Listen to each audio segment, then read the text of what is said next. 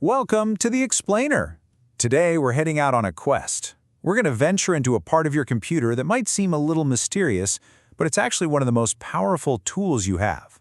So let's dive in and demystify the command line. You know, we spend all our time clicking on icons, dragging windows around. We live in this nice graphical world. But have you ever wondered what's running the show from behind the curtain? What's the real engine under the hood? Well, that engine, it's the command line. It's a super simple, text-based way to talk directly to your computer.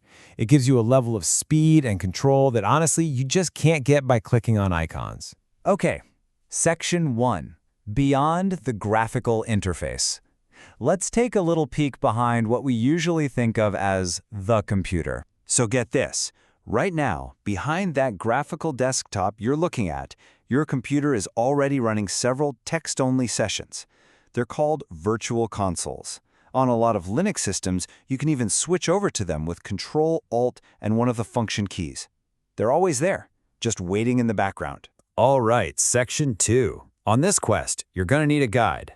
And that guide is the shell. The shell is basically your personal interpreter. You type a command, you hit Enter, and the shell translates that for the operating system to get it done. The most common one you'll run into is called bash. And a little fun fact for you, that actually stands for Born Again Shell. So how do you get to the shell? Well, you use a program called a terminal emulator. Think of it like this. If the shell is this powerful engine, the terminal is the window you open up to talk to it. You've probably got one on your system right now called terminal or console or something like that. Section 3. Your first command. Okay, enough talk. Let's actually type something. So go ahead, find your terminal emulator, and launch it. You'll see some text and probably a blinking cursor. That's called the shell prompt. It's the shell's way of saying, okay, I'm ready, what have you got?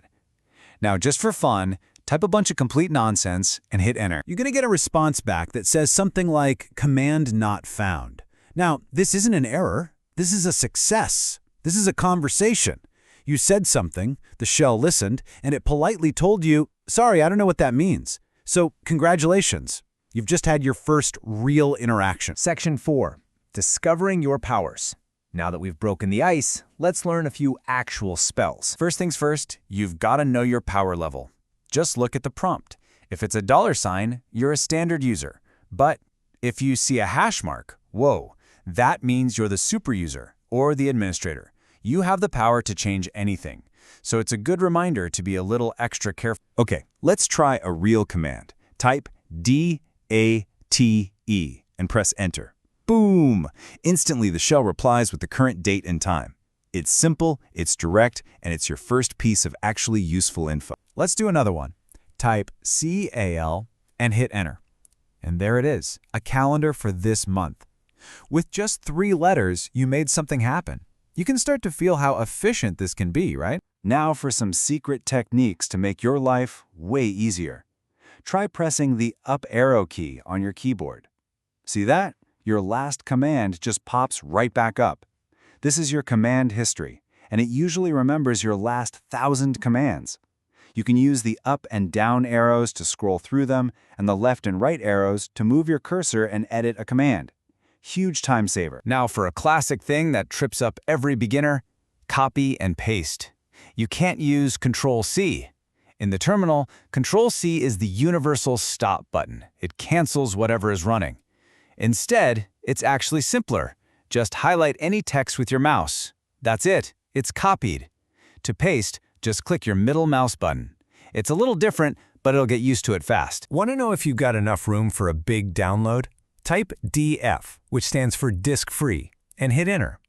You'll get an immediate report on all your drives. No clicking through menus, just a direct answer. Is your computer feeling a bit slow?